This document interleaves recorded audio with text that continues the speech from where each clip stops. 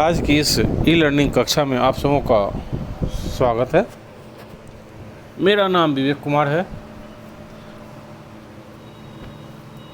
मैं MLT college Saharsa के इतिहास विभाग में असिस्टेंट प्रोफेसर के पद पर कार्यरत हूँ।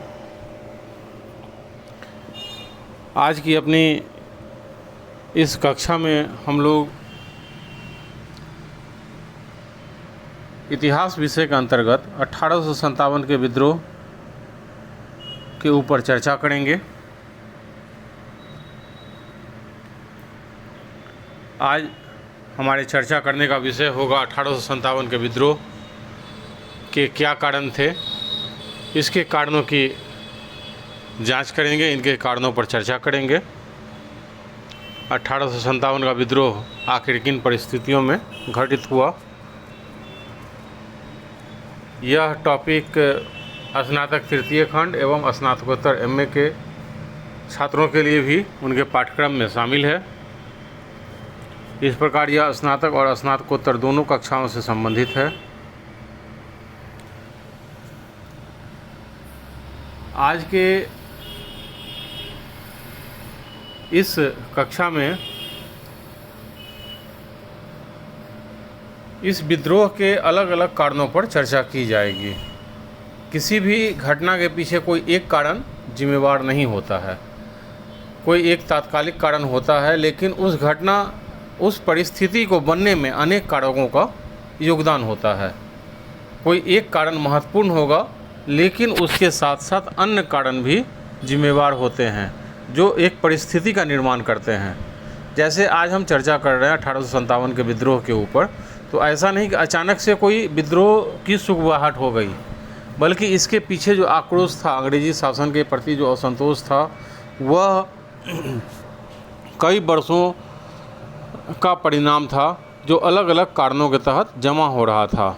और तात्कालिक कारण, जैसे हम लोग चर्बी लगे हुए कारतूस का इस्तेमाल मानते हैं, तो तात्कालिक कारण के रूप में एक घटना घटी और सिपाही रेजिमेंट ने विद्रोह की शुरुआत की और अचानक से यह फिर पूरे भारत में अलग अलग हिस्सों में फैल गया। ऐसा भी नहीं था कि यह विद्रोह पूरे भारत में एक समान रूप से फैला या सभी भारतीयों ने एक समान रूप से इसमें भाग लिया, बल्कि यह अलग अलग हिस्सों में अलग अलग समय में अलग अलग वर्गों के बीच अलग अलग प्रभाव डालने वाला सिद्ध हुआ। सभी के ऊपर एक समान रूप से प्रभाव नहीं पड़ा, लेकिन यह जो इतनी बड़ी घटना थी, जिसको हम लोग भारत का प्रथम स्वाधीनता संग्राम भी मानते हैं, कि प्रथम बार भारतीयों ने संगठित होकर अंग्रेज़ों से अपने आप को आज़ाद करवाने के लिए सशस्त्र क्रांति का सहारा लिया। पहली बार अंग्रेजी शासन को भारत से हटाने के लिए किसी क्रांति की सुगबुगाहट हुई। इसी परिप्रेक्ष्य में इसे भारत का प्रथम स्वाधीनता संग्राम भी कहा जाता है। तो इस विद्रोह के पीछे जो कारण हैं, वो अनेक कारण, अनेक तथ्य जमा थे, और हम लोग अलग अलग कारणों के ऊपर चर्चा करते हैं कि ऐसे कौन कौन से कारण थे कि यह विद्रोह 1857 का विद्रोह संभव हुआ। जैसा कि हम लोग पहले से जानते हैं कि अंग्रेजी सरकार जो है वो एक कंपनी के रूप में, व्यापारिक संगठन के रूप में यहाँ व्यापार करने के सिलसिले में आई थी, और अपने व्यापारिक हितों की रक्षा करने, अपने लोभ को बढ़ाने, कर में रियायत पाने के लिए वे यहाँ के स्थानीय राजनीति में संलग्न होते गए। और धीरे धीरे जब उन्हें लगा कि राजाओं को प्रभावित करके वे अपने अन्य यूरोपीय प्रतिद्वंदियों के ऊपर बढ़त हासिल कर सकते हैं, तो उन्होंने दरबार की राजनीति में दिलचस्पी लेनी शुरू कर दी। और इसी क्रम में उन्हें लगा कि भारतीय शासन की मूलभूत कमजोरियों के बारे में उन्हें पता चला। उन्हें लगा कि राजा अपने पसंद के राजाओं को बैठाकर, गद्दी पर बैठाकर हम और भी ज़्यादा छूट ले सकते हैं। फिर उन्होंने ऐसा ही किया और यह क्रम बढ़ता गया। भारतीय शासक अंग्रेजी चंगुल में फंसते गए, उसके सामने कमज़ोर सिद्ध होते गए, और अंततः उन्होंने भारतीय शासकों को हटाकर उसका स्थान स्वयं ले लिया। महत्वपूर्ण केंद्रों पर स्वयं ही कब्जा कर लिया, उसे अपने साम्राज्य में मिला लिया, ब्रिटिश साम्राज्य की स्थापना कर दी। तो भारत में जब अंग्रेजी शासन की शुरुआत होती है, उसके बाद ही विद्रोह की शुरुआत हो जाती है। अलग अलग जगहों पर अलग अलग वर्गों में अलग अलग कारणों से, स्थानीय कारण भी रहे होंगे, राजनीतिक कारण भी रहे होंगे, आर्थिक कारण भी रहे होंगे, खास तौर पर सामाजिक और आर्थिक कारण ज़्यादा महत्वपूर्ण थे, क्योंकि अंग्रेजी शासन ने भारतीय अर्थव्यवस्था पर नकारात्मक प्रभाव डाला था और खेती के नष्ट होने से, उद्योग धंधों के नष्ट होने से अधिकांश वर्गों में, कृषक वर्ग में और आदिवासी समुदाय में असंतोष का भाव फैला था और इसी कारण उन लोगों ने स्थानीय स्तर पर अंग्रेजी शासन का विरोध किया था। स्थानीय स्तर पर अपने अपने वर्गों के अनुरूप, अपने अपने जातीय गोलबंदी के तहत अंग्रेजी शासन की खिलाफत की थी। तो ऐसा नहीं था कि अंग्रेजी शासन के बाद पहली बार विद्रोह 1857 में ही हुआ, बल्कि इसके पीछे भी देखें तो किसानों का, ज़मींदारों का, आदिवासियों का एक लंबा विद्रोह का इतिहास रहा है। लेकिन पहले होने वाले सारे विद्रोह 1857 की तुलना में छोटे थे, स्थानीय प्रकृति के थे, उनकी मांगे और संतोष का स्वरूप भी स्थानीय था और वो अधिक बड़े क्षेत्र में अपना प्रभाव नहीं छोड़ पाए थे। अंग्रेजी सत्ता ने आसानी से उन विद्रोह को कुचल दिया था। लेकिन 1857 का जो विद्रोह हुआ, यह पहली बार अंग्रेज़ों को अपने शासन के ऊपर, भारतीय साम्राज्य के ऊपर खतरे का बोध कराया। एक समय ऐसा आया कि अंग्रेजी सत्ता को लगने लगा कि वो भारतीय साम्राज्य को खो दिए, अब उनका यहाँ टिके रहना संभव नहीं है और उनके शासन के अंत की शुरुआत हो चुकी है। लेकिन दुर्भाग्य से भारतीय बाद में पिछड़ते चले गए और अंग्रेजी हुकूमत को लगातार बढ़त मिलती गई और उन्होंने वापस तेज़ी से अपने शासन को पुनः स्थापित कर लिया और विद्रोहियों का दमन कर लिया। तो पहले आज के टॉपिक में हम लोग इसके कारणों के ऊपर चर्चा करेंगे, फिर अगले टॉपिक में फिर इसके हम लोग स्वरूप, परिणाम, इसके प्रभाव आदि के ऊपर भी चर्चा करेंगे। तो आइए आज का टॉपिक हम लोग विद्रोह के कारण से शुरू करते हैं। सबसे पहले इसके आर्थिक कारणों पर हम लोग नज़र डालते हैं। तो यह हम लोग जानते हैं कि अंग्रेजी सत्ता की स्थापना का मूल उद्देश्य था लाभ। चूँकि एक व्यापारिक संस्था थी जो लाभ कमाने के लिए पूरब के साथ, मतलब भारत और भारत जैसे अन्य पूर्वी, दक्षिण पूर्वी एशियाई देशों के साथ व्यापार की शुरुआत की थी। तो उनका मूल मकसद लाभ था, लाभ कमाना था। तो भारत में जब उनकी सत्ता स्थापित हुई तो उन्होंने राजस्व के बड़े हिस्से को अपने यहाँ ले जाना, मतलब अपने मूल देश ब्रिटेन ले जाना शुरू किया और राजस्व में वृद्धि के लिए यहाँ की अर्थव्यवस्थाओं को अपने हिसाब से तोड़ना, मरोड़ना या बदलना शुरू किया। उन्होंने इस प्रकार की आर्थिक नीतियों का संचालन किया जिससे उन्हें अधिक से अधिक राजस्व मिल सके और ब्रिटिश कंपनी को इसका अधिक से अधिक लाभ मिल सके। इसके लिए इन्होंने भारत को अंग्रेजी बाज़ार के रूप में विकसित करना शुरू किया, मतलब अंग्रेजी माल का उपभोक्ता बाज़ार, और भारत को ब्रिटेन का एक कच्चे माल के बाज़ार के रूप में, एक उपनिवेश के रूप में बदलना शुरू किया।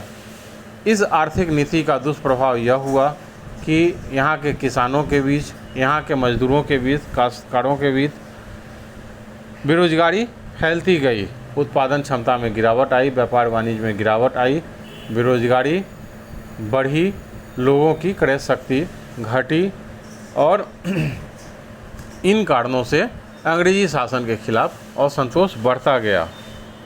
इसके अलावा अंग्रेजी शासन का भ्रष्ट आचरण, चाहे वो न्यायपालिका के रूप में हो, पुलिस के रूप में हो, सेना के रूप में हो या राजस्व नीति के रूप में हो, उन्होंने हर स्तर पर भ्रष्टाचार का सहारा लिया और उसके अधीन जो कर्मचारी काम करते थे, कंपनी के अधीन जो कर्मचारी काम करते थे, उन्होंने भी अलग से, कंपनी से वेतन तो लेते ही थे, अलग से निजी रूप से भी भ्रष्ट आचरण के द्वारा अकूत संपत्ति जमा की। जैसे यहाँ के जब वायसराय जाते थे, यहाँ के जो कर्मचारी ब्रिटेन जाते थे, वे वहाँ के धनाढ़ वर्गों से अधिक धनी होने लगे। यहाँ की संपत्ति को लूटकर वहाँ वे नव धनाढ़ वर्ग में सम्मिलित होने लगे। तो ये भ्रष्टाचार ने भी लोगों के असंतोष को बढ़ाने का काम किया। इसके अलावा देसी रजवाड़ों के नष्ट हो जाने पर जो समूह देसी रजवाड़ों के साथ जुड़ा हुआ था, रोजगार के रूप में, प्रशासनिक अधिकारी के रूप में, सैनिक के रूप में, दस्तकार के रूप में, कामकार के रूप में, कलाकार के रूप में, विद्वान के रूप में, या देसी राजाओं से संरक्षण पाता था, वेतन पाता था, इनाम पाता था, देसी राजाओं के नष्ट हो जाने के बाद उन लोगों के बीच भी बेरोजगारी फैल गई, उनकी क्रय शक्ति खत्म हो गई और उनके संपत्ति को भी लूटने खसोटने का काम कंपनी ने शुरू किया। तो इस सभी का बुरा प्रभाव एक बड़े वर्ग पर पड़ा, भारतीय जनता के एक बड़े वर्ग पर इनका भी दुष्परिणाम पड़ा। तो इसके भी नष्ट होने से, देसी रजवाड़ों के भी नष्ट होने से अनेक लोग की आर्थिक स्थिति बिगड़ गई। तो आर्थिक स्थिति गिरती जा रही थी। जो लोग रोजगार में थे उनका रोजगार समाप्त हो गया। कर नीति के फलस्वरूप किसान बेरोजगार हो गए। जमींदारी प्रथा को बढ़ावा देने के कारण, ज़मीनों के नीलाम होने के कारण ज़मीन जो है, किसान जो है वो भूमिहीन अपने ही ज़मीन पर श्रमिक के रूप में आ गए, अपनी ही ज़मीन से हाथ धोने लगे, अपनी ही ज़मीन को बंधक लगाकर उसे खोते चले गए। ज़मींदारों ने अत्यधिक टैक्स वसूल करने के लिए, कंपनी के खजाना को भरने के लिए जो क्रूर तरीका अपनाया, अंग्रेजी हितों या अंग्रेजी सत्ता का संरक्षण पाने के लिए बढ़ चढ़कर क्रूरता पेश की, या अपने लोभ से जो उनकी संपत्ति को हथियाना शुरू किया, किसानों की संपत्ति को हथियाना शुरू किया। तो एक बड़ा इलाका, जो ज़मीनें किसान अपने मेहनत से जोतते थे, फसल उपजाते थे, वो बड़ा इलाका एक बंजर भूमि के रूप में, एक बिना फसल वाली खेत के रूप में, खाली खेत के रूप में बदलने लग गई। तो उत्पादन का स्तर गिरता गया, अकाल की श्रृंखला बढ़ गई, लगातार अकालें पड़ती गई।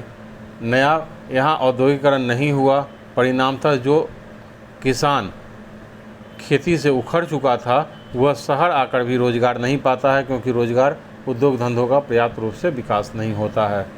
तो वे लोग अपनी आजीविका खोते चले गए।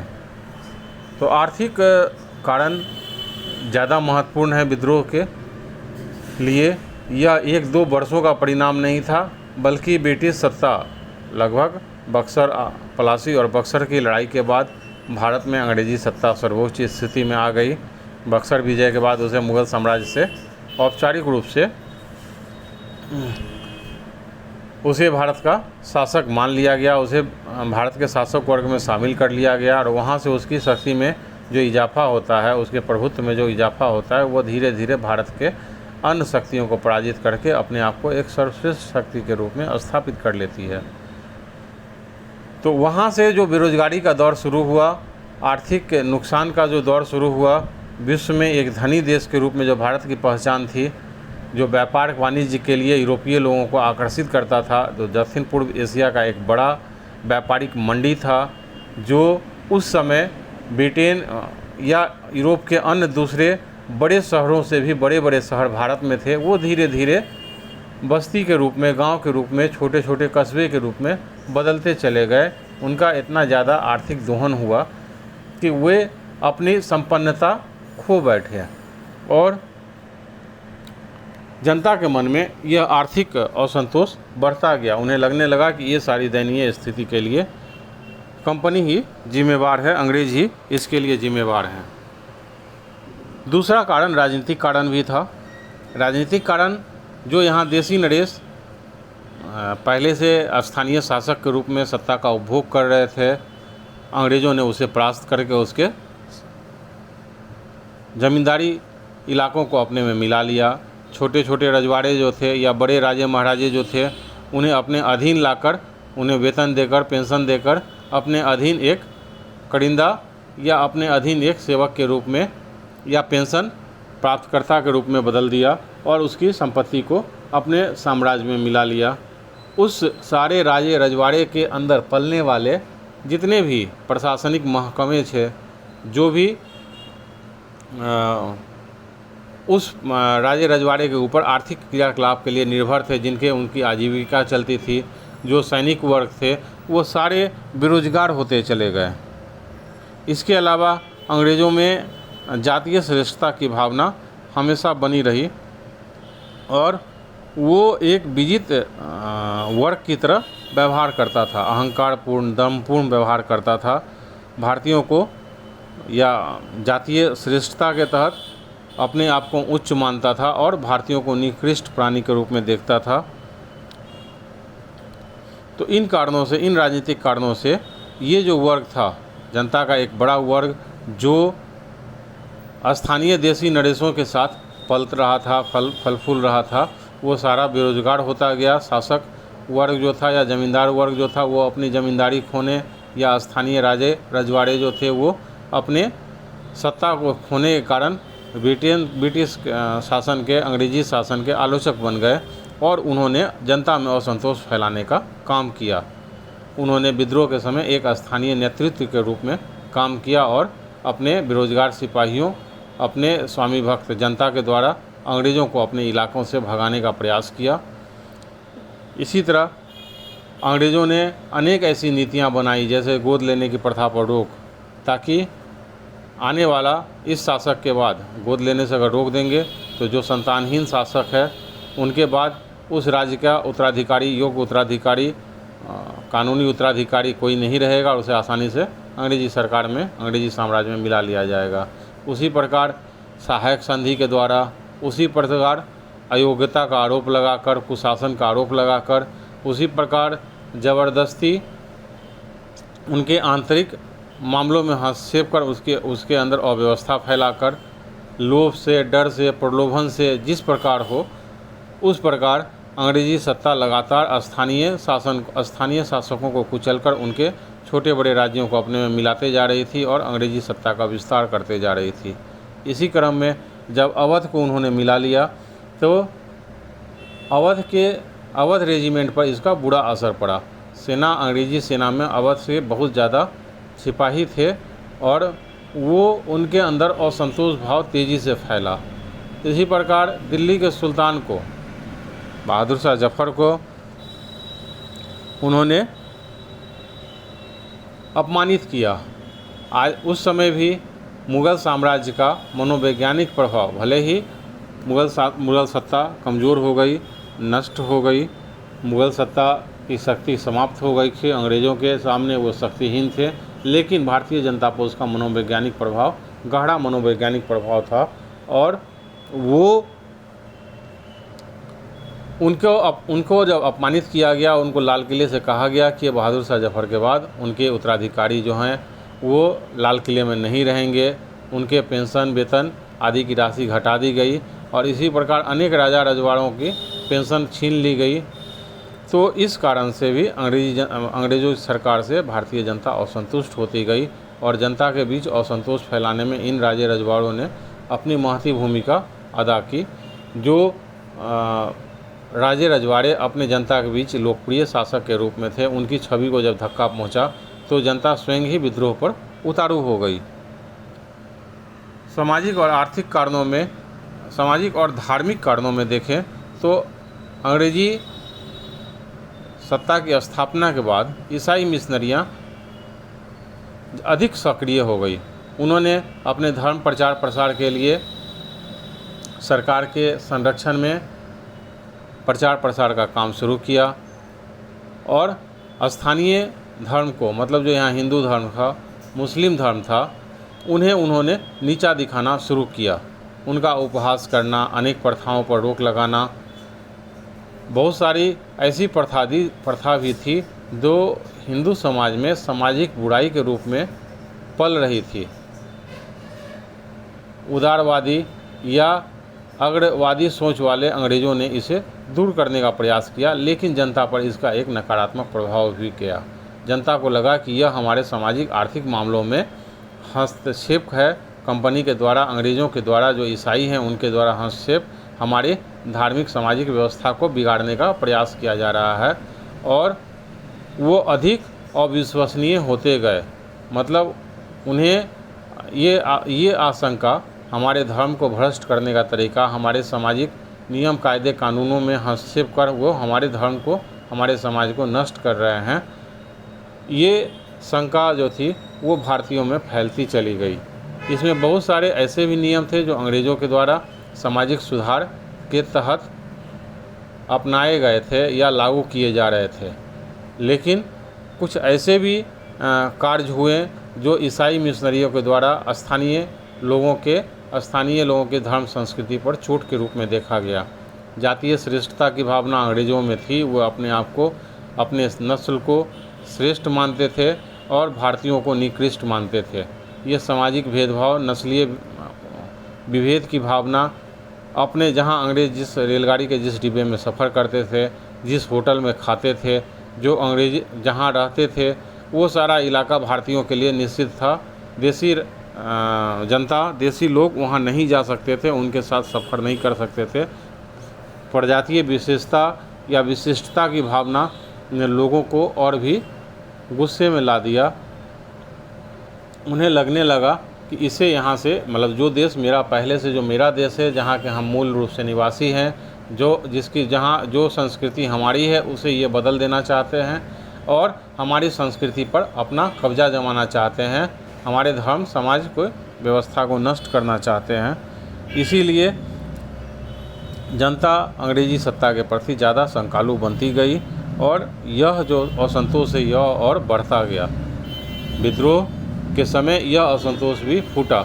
इसमें अनेक ऐसे कारण सामने देखते हैं, जैसे प्रशासनिक पद अंग्रेज़ों के लिए, जो भी ऊंचे पद थे वो अंग्रेज़ों के लिए सुरक्षित थे। सेना में यूरोपीय सैनिक और देसी सैनिकों के वेतन में अंतर था, सुविधा और भत्ते में अंतर था। इसी प्रकार न्याय व्यवस्था में अंग्रेजी श्रेष्ठता की भावना झलकती थी। 1857 के बहुत बाद भी देखते हैं, जब रिपन के काल में श्वेत क्रांति हुई, मतलब न्याय व्यवस्था में जब भारतीयों को बराबरी का अधिकार दिया गया और भारतीय जज को भी अंग्रेज़ों के खिलाफ सुनवाई का अधिकार दिया गया, तो अंग्रेज़ों ने उसके खिलाफ विद्रोह कर दिया, जो श्वेत क्रांति के रूप में है। मतलब ये 1857 के बाद हुआ। 1882 ईस्वी में उस समय भी यह भावना फैल रही थी। 1857 तक तो के पहले तो और भी ज़्यादा होगी। तो न्याय व्यवस्था में उन्होंने पारंपरिक न्याय व्यवस्था को नष्ट कर दिया और कहा कि न्याय के सामने सारे लोग बराबर हैं, इसमें धर्म महत्वपूर्ण नहीं है, बल्कि व्यक्ति न्याय के सामने न्यायिक समानता का सिद्धांत उन्होंने दिया और कहा कि न्याय के सामने हर व्यक्ति समान है। लेकिन जहाँ यूरोपीय और भारतीयों की बात आती थी, वहाँ उनकी यह व्याख्या बदल जाती थी। तो इस तरह सामाजिक और धार्मिक विभेद भी इस विद्रोह के असंतोष का एक कारण बना। सैनिक कारण तो था ही। सैनिक कारण में यह विद्रोह सैनिक असंतोष के रूप में ही फूटा, इसीलिए इसको सैनिक विद्रोह भी कहा जाता है। सेना ने ही विद्रोह में सबसे पहले भाग लिया था और सेना के हर हिस्से में पदोन्नति में, वेतन में, भत्ते में, सेवा शर्त में, विशेष भत्ता दिए जाने में, इन सारी चीज़ों में भेदभाव होता था। यूरोपियों को जितने महत्वपूर्ण पद थे, महत्वपूर्ण विभाग थे, वो यूरोपियों के लिए सुरक्षित थे और भारतीय उस पर काम नहीं कर सकते थे। एक निश्चित रैंक के बाद भारतीयों को पदोन्नति भी नहीं दी जाती थी। महत्वपूर्ण विभाग जो थे वो सारे महत्वपूर्ण विभाग यूरोपीय लोगों के लिए, अंग्रेज़ों के लिए आरक्षित रहते थे। इसी क्रम में जब विशेष भत्तों वगैरह में भी कटौती की गई, जैसे भारतीय सैनिकों को नए नियम के तहत जो उन्हें संचार और डाक में सुविधा दी जाती थी, वेतन भत्तों में दिया जाता था। विदेशों में जाकर काम करने या अपने मूल क्षेत्र से बाहर जाकर काम करने के एवज में विशेष भत्ते दिए जाते थे, वो सारे चीज़ धीरे धीरे समाप्त कर दिए गए। तो इन सारे कारणों से भी सैनिक असंतुष्ट थे। समुद्र पार करके उन्हें दूसरे देशों में लड़ने के लिए भेजा जाता था। अंग्रेजी साम्राज्य की सुरक्षा के लिए उन्हें बाहर भेजा जाता था, जबकि बहुत सारे भारतीय सैनिकों में यह मान्यता थी धार्मिक रूप से कि समुद्र पार करना निषिद्ध है। इसी प्रकार चंदन, टीका वगैरह लगाने पर भी रोक लगने लगी, दाढ़ी पगड़ी रखने पर भी रोका जाने लगा। तो इसे सिपाहियों ने अपने निजी काम में, अपने धर्म में हस्तक्षेप माना। अफ़गानिस्तान में प्रथम अफ़गान युद्ध में या प्रथम सिख युद्ध में, आंग्ल सिख युद्ध में, क्रीमिया के युद्ध में अंग्रेजी सेनाओं के पराजय से भी भारतीय सैनिकों का उत्साह बढ़ा कि वो अंग्रेजी सत्ता सैनिक जो हैं वो अपराजय नहीं है, बल्कि उन्हें आसानी से परास्त किया जा सकता है। और सबसे बड़ी बात कि भारतीय समाज पर जो अंग्रेजी जुल्म सितम चल रहा था, जो अंग्रेजी नीतियों का दुष्प्रभाव फैल रहा था, उससे भारतीय सैनिक अप्रभावित नहीं रह सकते थे, क्योंकि वो भी इसी समाज का एक हिस्सा थे। तो इसके कारण भी उनके मन में असंतोष पल रहा था, जो 1857 के विद्रोह के रूप में फूटा। तात्कालिक कारण यह हुआ कि अंग्रेजी सेना में एक नई एनफील्ड राइफल का प्रयोग किया जाने लगा। जो पुरानी, जो पहले ब्राउन बेस बंदूक आती थी, उसके जगह पर नई एनफील्ड राइफल का इस्तेमाल किया जाने लगा। और इसमें जो गोली लगी होती थी, गोली का इस्तेमाल होता था, वो गोली के ऊपर एक चर्बी की एक परत चढ़ी होती थी। गोली में चिकनाई प्रदान करने के लिए एक चर्बी की परत रहती थी, जिसको दांत से काटकर खोलना पड़ता था या हटाना पड़ता था। मतलब गोली की सील जो थी वो चर्बी की बनी होती थी, जिसको दांतों से काटना पड़ता था।